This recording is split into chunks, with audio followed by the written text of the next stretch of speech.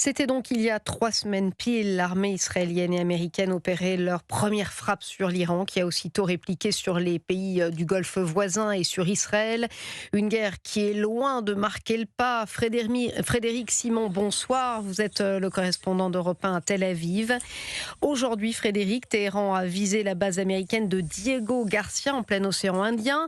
Quand Tsahal et leurs alliés de leur côté ont frappé le site nucléaire de Natanz et un tir de missile iranien, on vient de l'apprendre il y a quelques minutes, a fait 20 blessés à Dimona en Israël. Aujourd'hui, Dimona, où il y a un site nucléaire également.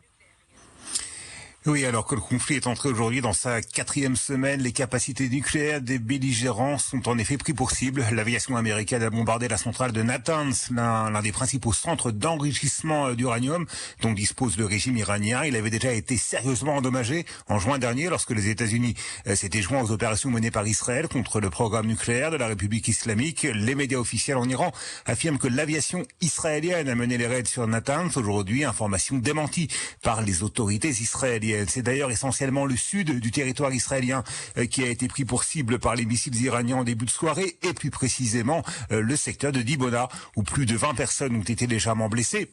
Or, c'est à proximité de cette localité que se situe la principale centrale nucléaire du pays. Plus tôt dans la journée, l'un des projectiles lancés par un missile à fragmentation s'était abattu sur une maternelle vide, fort heureusement, de la banlieue sud de Tel Aviv. Et selon les données fournies par l'armée israélienne, 70% des missiles tirés par l'Iran ces derniers jours étaient équipés d'ogives à fragmentation.